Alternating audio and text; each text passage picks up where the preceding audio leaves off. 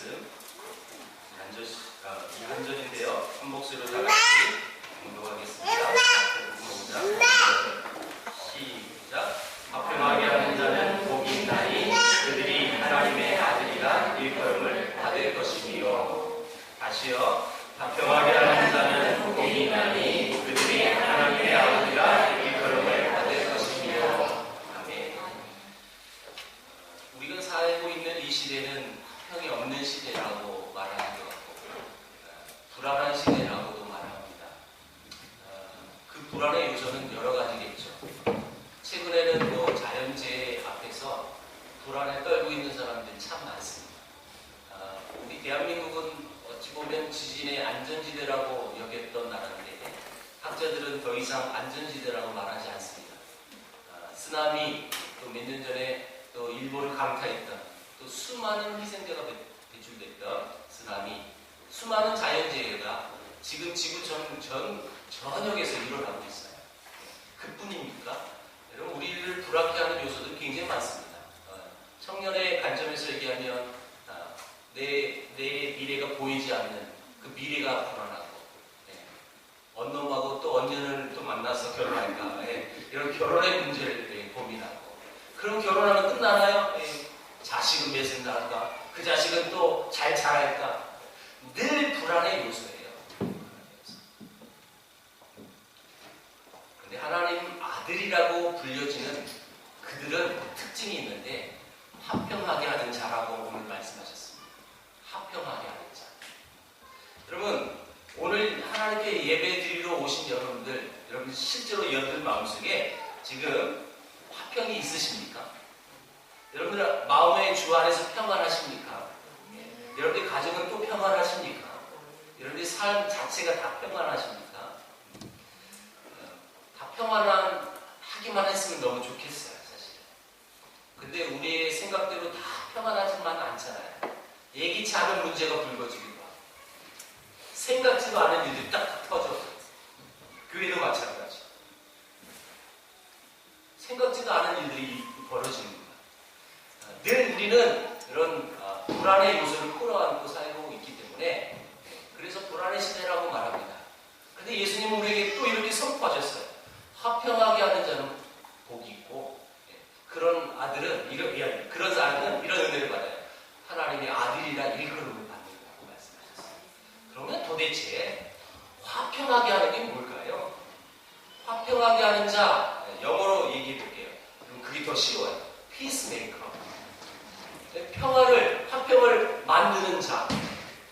그러면 화평하게 하는 자는 도대체 어떤 말일까요? 화평하게 하는 자라고 했을 때 처음 우리 딱 머릿속에 떠오르는 이미지, 뉘앙스는요, 그냥 분쟁 없이 좋게 싸우지 않고 좋은 거 하면서 타협하고 때로는 그때는 또 어떨 때 묻어가기도 하고 이렇게 싸움 없이 그냥 평안하게 사는 것, 그렇게 만드는 사람, 이게 화평하게 하는 자라고 생각하는 사람들이 많아요. 여러분들도 분명 그 마음이 분명히 있을 거예요. 성경에서 말할 때 여러분 그게 진짜 화평하게 하는 자일까요? 성경에서 말하는 화평, 평화라고 했을 때 그런 의미라고 말할 수 있을까요? 아니요. 예수님은 이제 5장 뒤에 마태복음 10장에 이렇게 말씀하셨어요. 여러분 몇 장만 넘겨볼래요? 10장 34절 5절.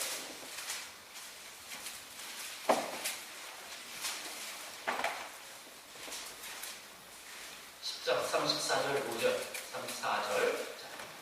34절 5절 같이 읽어봅니다. 시작. 내가 세상에 화평을 주러 온 줄로 생각하지 말라. 화평이 아니고 범을 주러 왔다. 내가 온 것은 사람이 그 아버지와 딸이 그 어머니와 며느리가 시어머니와 불화하게 하려 하니.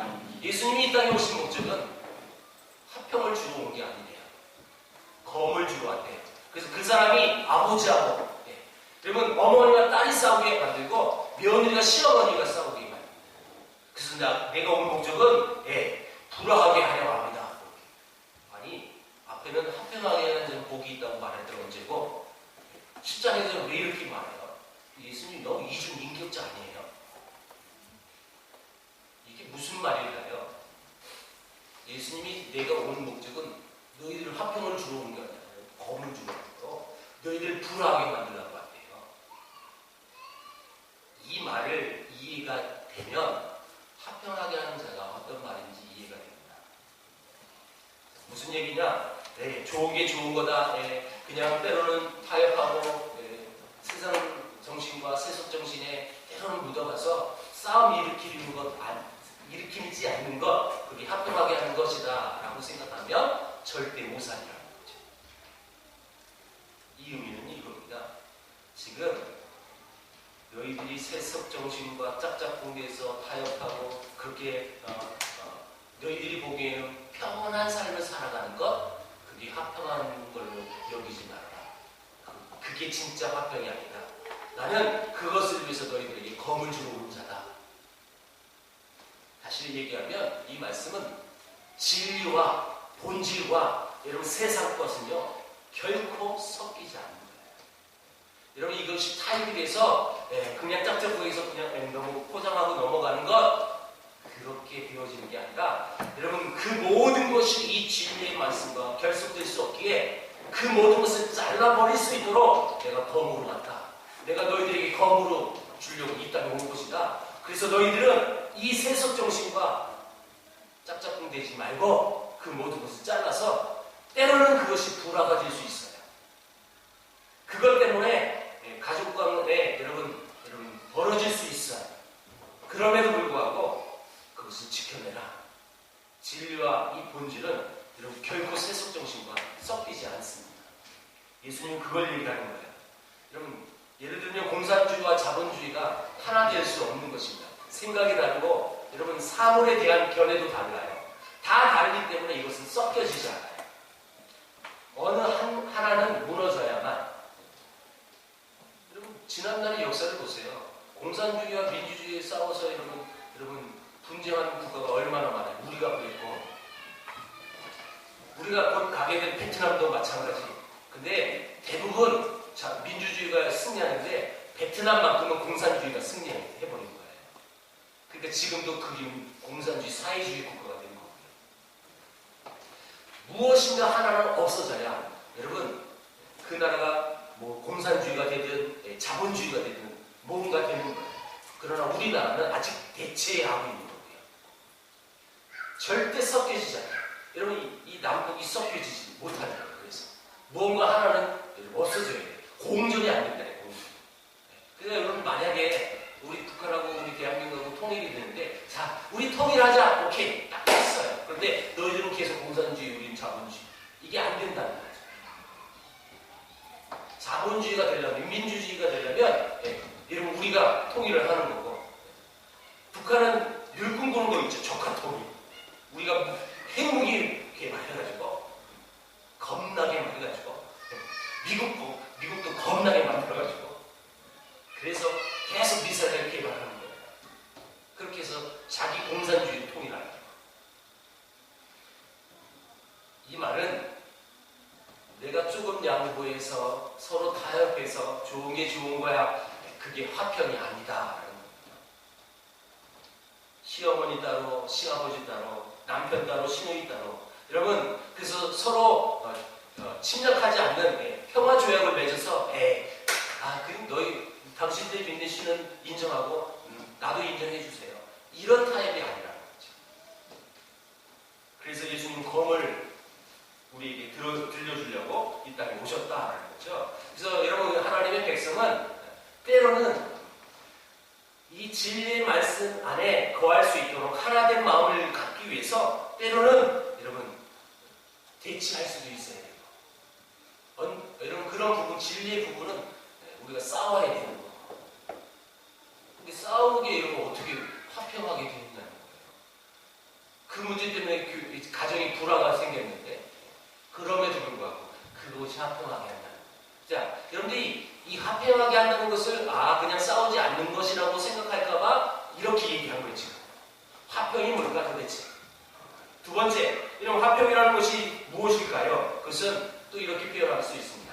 내 마음속의 전쟁이 끝나는 것, 그것이 화평이 아니라는 거예요. 무슨 얘기냐면 우리 모든 인간은요, 마음속에 이런 시기와 분쟁과 다툼이 있게 되어 있어요. 절대 어떤 인간이든 간에 이런 마음이 없는 사람은 없습니다. 그럼 속으로 그럴 거예요. 아니, 목사님도 그래요? 네, 그래요. 어떤 인간이든 간에 이 마음은 없는 사람은 없어요. 그런데 시기와 질투와 분쟁의 마음이 내 안에서 해결되어야만 화평하게 할 수 있는 거예요. 있을 수 있어요. 있을 수 있지만 그 마음이 내 안에서 해소가 되어야 된다는 거죠. 해소가 되지 않고 시기, 질투, 분쟁의 마음이 내 마음을 내로 사로잡고 있으면 절대 그 사람은 화평하게 하지 못합니다. 그 마음의 지배가 되어져서 그렇게 살아가고 그 마음의 지배가 된 사람은 그렇게 자기 행동이 나타나게 되어 있어요. 그래서 우리가 기억을 해야 할 것은 내 안에서부터 먼저 화평하게 되어야 한다는 겁니다. 내 안에서 먼저. 여러분, 이 화평하게 한다는 것은 나로 하여금 누군가 또 그 공동체가 내가 머물고 있는 장소가 화평하게 만드는 거거든요. 근데 먼저 전제가 있어야 됩니다. 내가 먼저 내 마음속에 전쟁이 끝내져야만 이것이 되어질 수 있다. 우리 아이들이 지금 잠옷실에서 예배 드려요. 그런데 예를 들어보는 거예요. 예를 들어. 또 오해하면 안 되는데 오늘따라 또 다 와 있어요. 그렇죠? 문 열고 애가 우리 예배 드리는 건데 막 떠들어요. 예배 드리지 못하도록 막 방해하는 거예요. 이럴 때 나타나는 반응들이 크게 두 가지예요. 속에서 저놈을 내가 한 대 패버려. 그런 사람이 있는 것 같아요. 애기니까 그럴 수 있지. 이런 마음을 가지고 있어요. 제가 전에 섬겼던 교회는 목사님이 아이들이 예배 드릴 때 떠드는 걸 굉장히 싫어하셨어요. 그래서 부모들에게 철저히 교육시켰어요. 절대 교회 예배 시간에 애들 못 떠들게 교육하십시오. 근데 여러분, 근데 그게 부모 마음처럼 되는 게 아니잖아요. 그렇죠?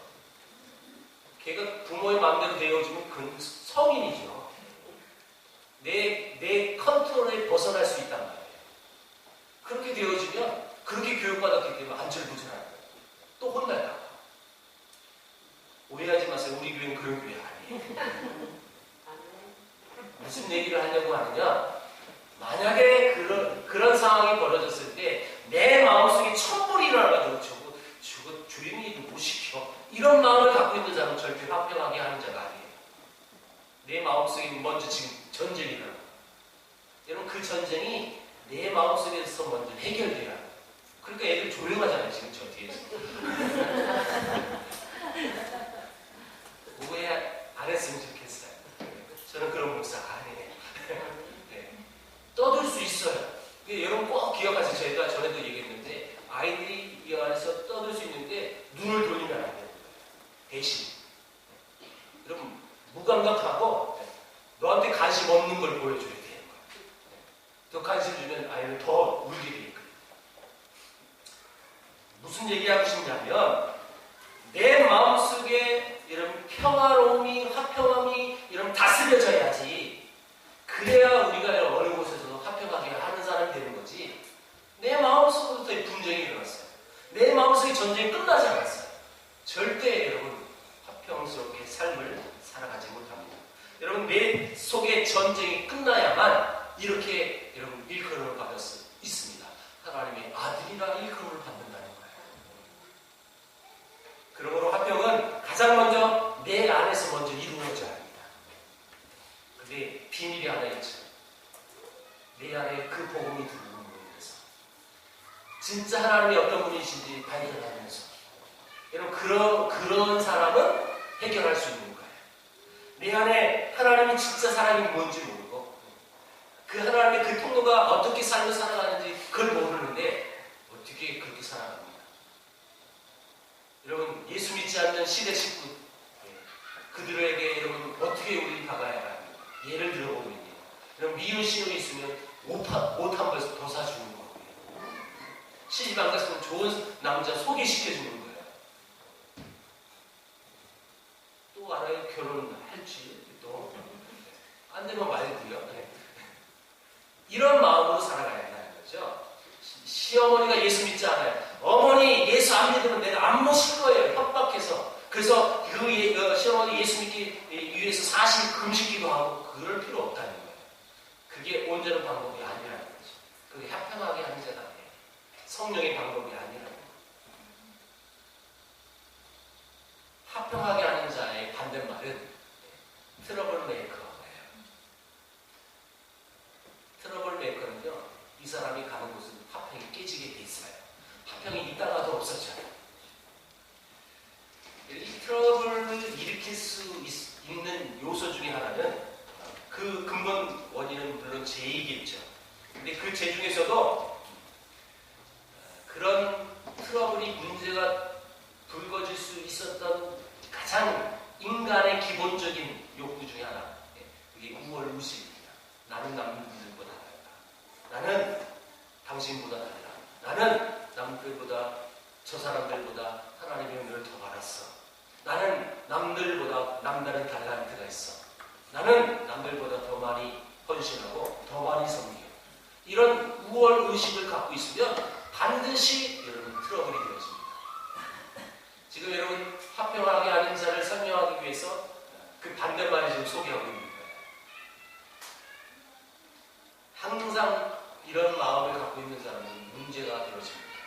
나는 남들보다 더 잘생겼다. 나는 남들보다 좀 더 키가 크다. 나는 남들보다 더 이쁘다. 이런 의식을 갖고 있는 여러분 성도들은요, 항상 트러블 메이커가 될 수밖에 없는 거예요. 저는 이런 부분에 있어서 확신이 하나 있어요. 여러분 남들보다 더 가졌다고 객관적으로 봐도 그렇게 생각할 수 있는 부분이 있을 수 있어요. 그건 속으로 갖고 계시는데 그 모든 것은 내가 잘난이 아니라 하나님의 은혜예요. 그것을 여러분 경험한 백성은 자동적으로 여러분 머리가 숙여지게 되고 자동적으로 겸손하게 될 수밖에 없습니다. 제가 여러 번 말씀을 드렸어요. 제가 강의사에 가면서 참 많은 분들을 만난다고.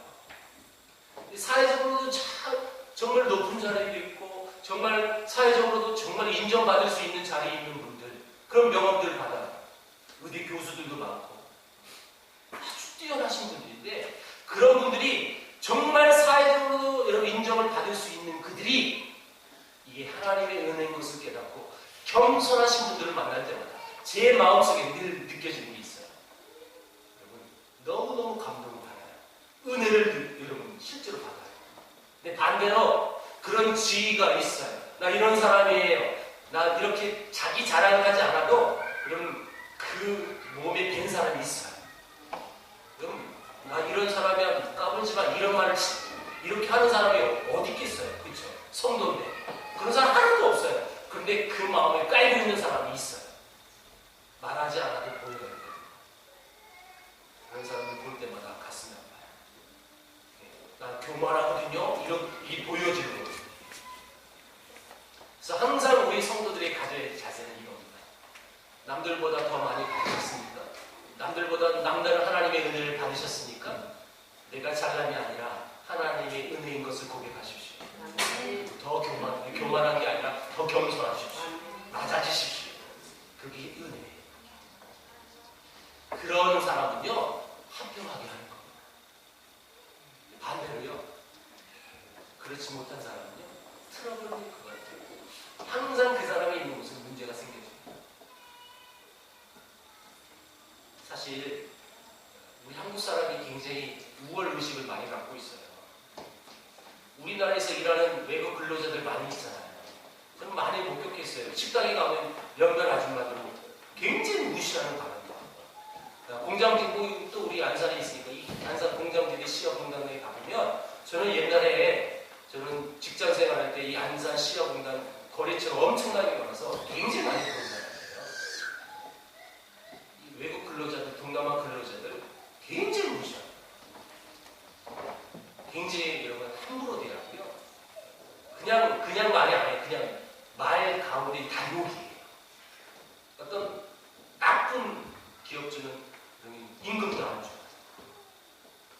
아주 못됐어요. 우리나라보다 못 산다고. 그게 뭐라고?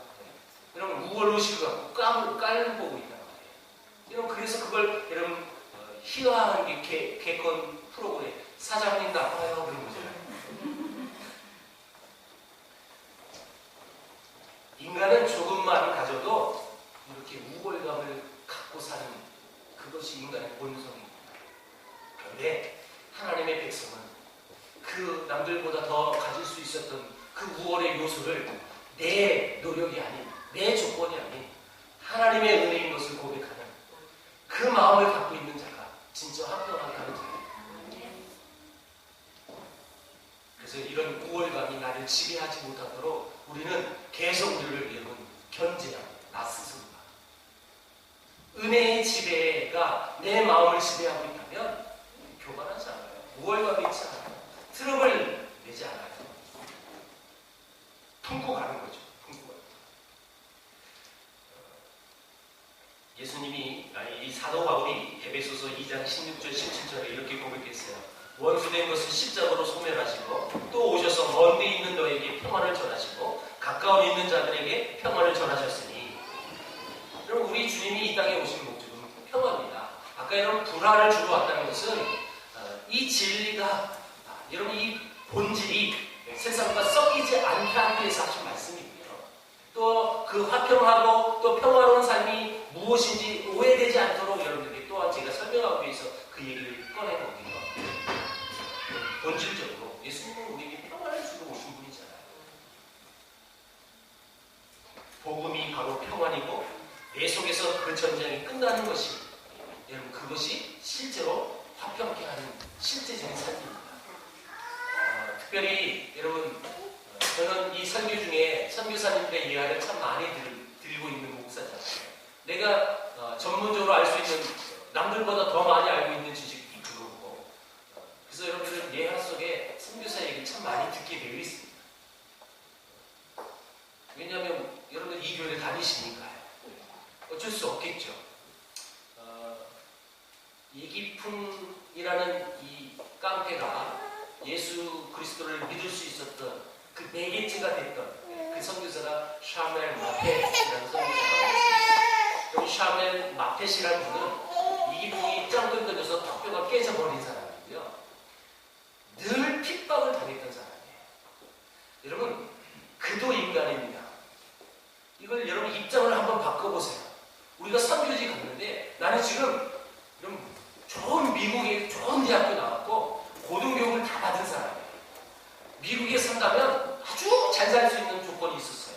근데 다 포기하고 정말 미개한 조선 땅에 선교사를 갔는데 그 현지인들이 나를 괴롭히는 거예요. 날 힘들게 하는 거예요. 날 맨날 때리는 거예요. 여러분 인간이기 때문에 여러분 그걸 당했을 때 얼마나 힘들겠어요. 인간이기 때문에 여러분 쑥 올라오는 게 있단 말이에요. 내가 한번 오퍼 한번 맞춰 붙어볼까? 저는 한번 내가 하면 내가 이길 수 있을 것 같은데 이런 마음이 있을 수 있거든요. 인간이니까. 샤멜 마켓이라는 선교사는 분명히 그 마음이 있을 수 있었을 거예요. 근데 그는 그 마음으로 지배되지 않았기 때문에 그 마음을 속출하지 않았어요. 그렇게 반응하지 않았다는 거예요. 늘 자기를 힘들게 했던 현지를 향해서 끝까지 사랑합니다. 미워하지 않았어요. 끝까지 도움을 줬어요. 끝까지 사랑했어요. 저는 그런 확신이 있어요. 분명히 그 마음속에 쑥 올라오는 곳이 있었지만 그것을 이겨낼 수 있는 더 큰 힘이 그 마음을 지배하고 있었던 거죠. 그러니까 그걸 누르는 거예요. 누르고 사랑으로 다가가요. 만약에 여러분 쑥 올라온 곳으로 그대로 여러분 당한 그대로 만약에 했다면 기적의 역사가 있는 거죠. 그 비밀 속에 이기풍이 예수님이고 여러분 우리나라 최초의 선교사로 파송받아 제주도에 선교사로 가잖아요. 제주도 가서 자기가 선교사들한테 했던 짓 더 많이 당하셨습니다. 더 많이 당했어요. 실제로 엄청나게 풍요했습니다. 그러니까 어려우니까 이기풍 선교사님이 제주도에서 평양에다가 편지 쓴 거예요. 내용 중엔 이겁니다. 너무 힘들다. 제주도 사람들은 너무 괴롭힌다. 이걸 받았던 샤멜 마페 선교사는 답상 써줘요. 난 자네가 던진 돌에 턱뼈가 으스러졌는데 아직도 아물지 않았다. 이기쁨 목사님은 이 편지 보고 회개하십니다. 실제로 회개하십니다. 왜냐하면 불과 몇 년 전만 해도 나도 그런 사람이었잖아요. 까맣게 잊고 있었던 거예요. 나도 그런 사람이에요. 나도 그런 용서함을 받은 사람이에요. 까맣게 잊었던 그 사실이 발견되니까 회개의 삶을 들어갔어. 그는 아름다운 삶을 살아갑니다.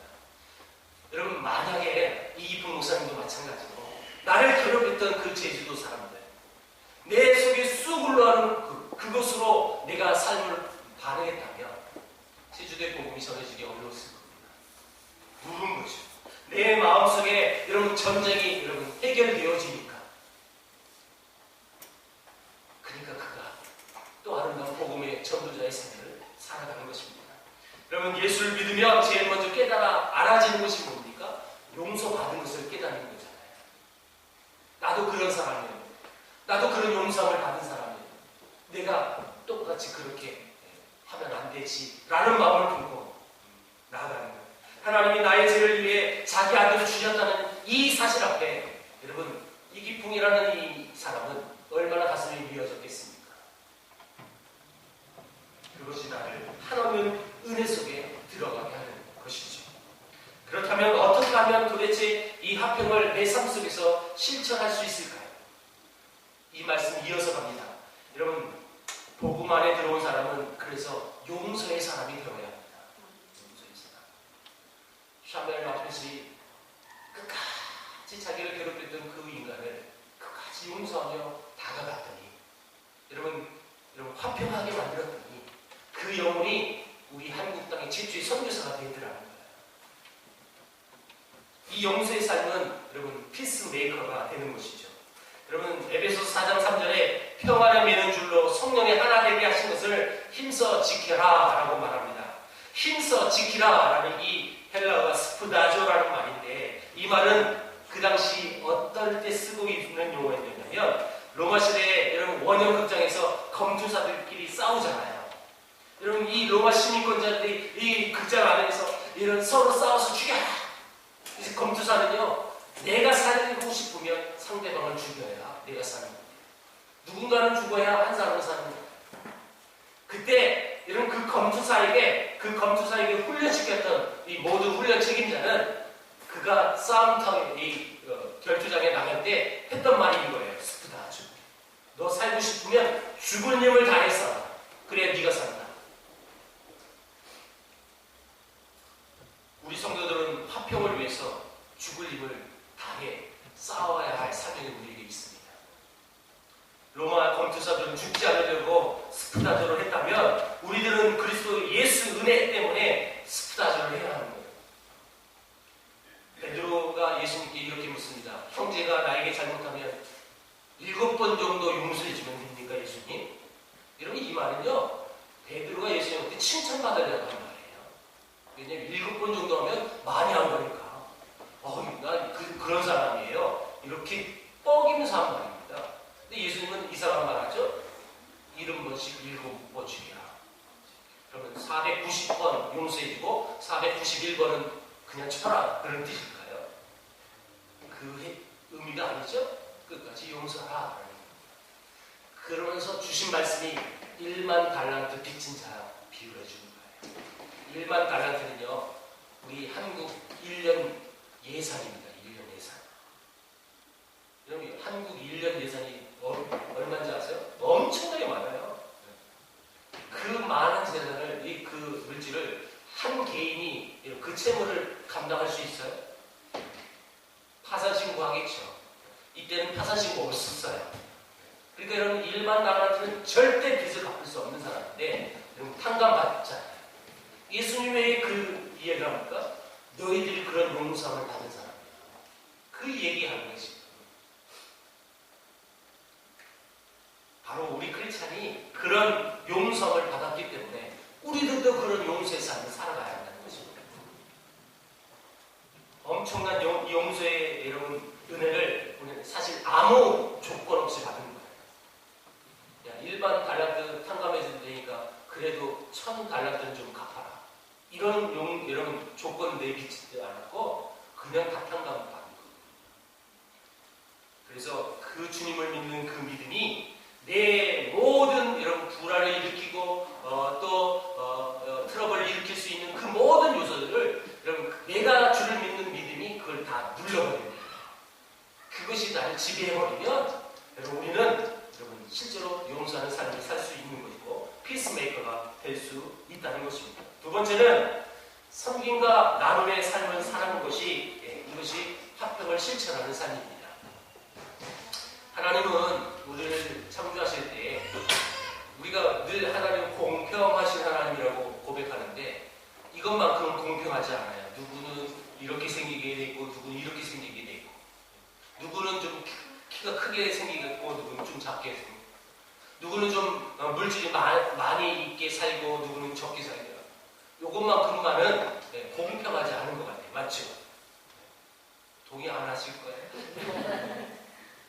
여러분 지금 다 지금 이런 마음일 거예요. 나는 목사님처럼 잘생겼으면 좋겠다. 공평하지 않으세요? 여러분 이 화평하게 하는 원리를 소개합니다. 내가 남들보다 좀 더 가졌으니까 그럼 힘들고 어려운 자를 돕는 겁니다. 내가 남들보다 좀 강하십니까? 약한 자를 돕는 겁니다. 그게 화평하게 하는 것이죠. 똑같이 만드셨지 않으셨어요. 좀 다르게 만드셨고요. 다른 달란트를 다 주셨어요. 내가 남들보다 더 섬길 수 있는 달란트가 있으면 그걸 가지고 섬기는 겁니다. 남들보다 좀 더 건강하게 더 그 건강한 몸으로 섬기는 거예요. 그게 여러분 화평하게 만드는 성도의 삶이라는 것이죠. 세 번째는 말에 평안이 있는 삶을 살아가야 합니다. 우리가 흔히 말하는 그 말 속에 이런 독이 있는 말이 있고 가시 있는 말이 많아요. 남을 비방하는 말, 남의 사정을 이해하지 못하고 그냥 쉽게 함부로 하는 말. 여러분 그렇게 삶을 사는 사람들을 하나님의 자녀라고 말하지 않습니다. 하나님의 자녀는 그 사람의 입장이 돼보는 거예요. 그래서 그 상황에 들어가봐서 그 사람의 입장으로 그 모습을 이해해 주는 거예요. 이게 성도의 자세입니다. 네, 우리 성도들은 사실 너무 쉽게 말을 하고 너무 쉽게 상처를 주는 것이 우리의 모습이에요. 사실 다른 모든 사람들조차도 나처럼 똑같이 하나님의 형상으로 지음받은 백성이고 그들도 나처럼 하나님의 구원받은 하나님의 자녀입니다. 이런 의식이 우리 안에 있으면 여러분 우리 한 지체들을 함부로 말할 수가 없는 거예요. 그도 하나님의 자녀입니다. 이런 마음의 자세를 갖는다면 말도 쉽게 하지 않고 쉽게 정죄하지도 않고요. 다 풀어낼 수가 있는 거예요. 그런 의식이 없으니까 쉽게 얘기하고 여러분 그것을 위해서 정말 우리가 죽을 힘을 다해서 스프타조 하시지 않는 거예요. 우리가 죽을 힘을 다해서 스프타조 하는 것들은 좀 몇 개 있어요. 우리 인생 속에. 내가 힘들고 어려울 때 돈 벌려고 내 자녀들 굶게 하지 않으려고 좋은 교육 시키려고 내가 몸이 아파도 여러분 나가서 일하지 않아요. 지금. 맞죠? 내 가족을 위해서 내 가정을 위해서 스프타조 하잖아요. 그런데 내 지체를 위해서 얼마나 스프타조 하시냐는 거예요. 내 힘을 다해서 죽은 힘을 다해서 여러분 남을 섬길 수 있는 마음을 위해서 살고 있느냐. 여러분 그렇게 삶을 사는 것이 화평하게 하는 자라고 지금 성에서 말하고 있는 것입니다. 여러분 남의 허물이 있을 수 있어요. 그것을 덮어줄 수 있는 넉넉함이 여러분들에게 있길 축복합니다. 아멘. 그도 나와 똑같은 하나님의 자녀예요. 그도 누군가의 자녀고요. 그도 누군가의 부모예요. 그런 마음만 갖고 있으면 절대 문제가 되지 않아요. 프란시스코라는 사람을 성이 앞에 세인트, 성이라는 단어를 붙입니다. 성 프란시스코. 그가 살고 있었을 때 문을 두드리는 사람이 있었습니다. 문 열어보니까 아주 험하게 생긴 나병 환자가 문을 두드렸어요. 그 그가 문을 열어주니 이 낙연 환자가 이렇게 요청합니다. 밖이 너무 추워서 잠깐 이 방에 들어서 몸을 녹이면 안 됩니까? 해서 이 프란시스코는 문을 열어줘서 그를 맞이합니다. 그 나환자를. 그리고 그 나환자는 또 한 번 요청합니다. 내가 저녁을 못 먹었는데 나랑 함께 식탁에 앉아서 같이 저녁을 먹을 수 없을까요? 프란시스코는 그것도 하라고 해줍니다. 나환자와 같이 식탁에 앉아서 밥을 먹습니다. 이 나환자는 더 있다가 또 말도 안 되는 것을 또 요청합니다. 내가 지금 너무 추우니 당신이 옷을 벗어서 옷을 나한테 주라는 뜻도 아니고 당신 그 체온으로 나를 녹여주시면 안 되겠습니까? 나환자를. 프란시스코는 그 요청도 들어줍니다. 옷을 벗어 자기 체온으로 나환자를 끌어안아서 그의 몸을 녹여줍니다. 그리고 이튿날 잠에 깨어서 봤더니 그 나환자의 흔적이 아무것도 없습니다. 그가 왔다 간 흔적조차도 아무것도 없습니다. 이걸 느꼈던 프란시스코는 이렇게 고백합니다. 자신과 같이 비천한 사람을 찾아와 주셨던 하나님께 감사합니다. 그러면서 기도합니다. 그게 주여 나를 평화의 도구로 써 주소서. 여러분 잘 되지도 않는 거 부르시라고 고생만 하셨어요. 제가 어렵게 우리 백사한테 요청했어요. 꼭 이 곡을 불러주세요. 카톡이 왔어요. 이거 부르기 어려운데요. 싱어들도 못 부를 것 같은데요. 그래도 답장을 한 번 했어요.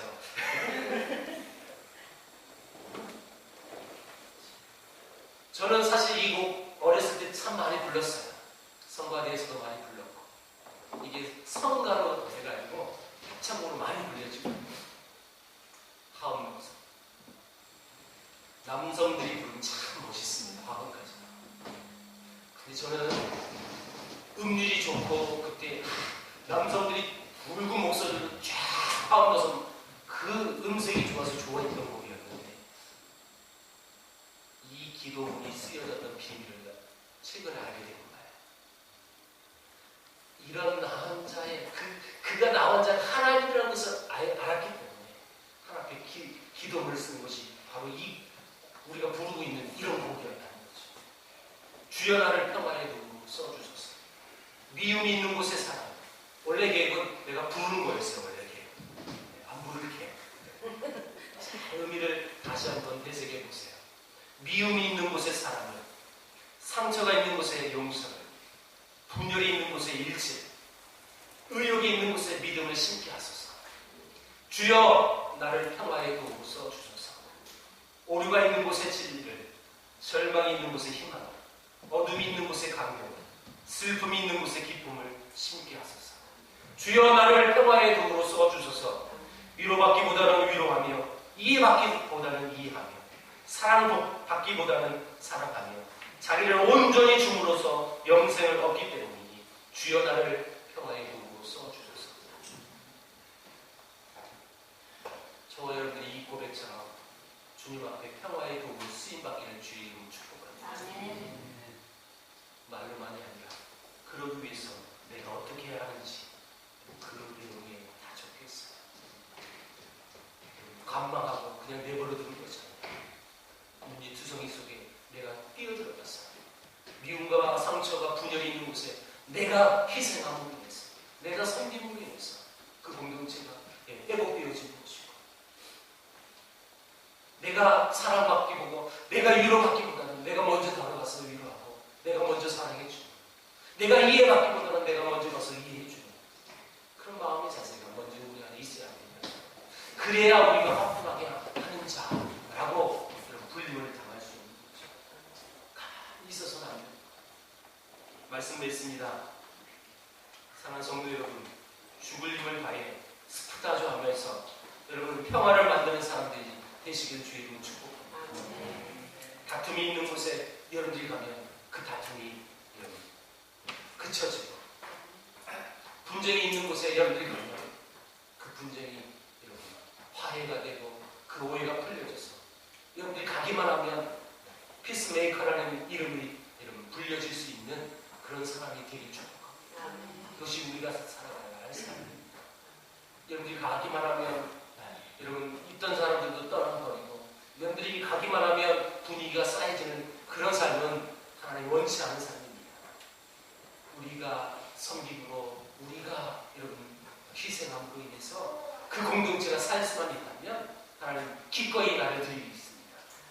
하나님 내 가정의 화평을 위해서 내가 헌신하겠습니다. 하나님 내 목적을 위해서 내가 헌신하겠습니다. 하나님 몸된 교회를 위해서 내가 헌신하겠습니다. 라는 마음은 자세를 가진다면 여러분 분명히 화평하게 하는 자일 겁니다.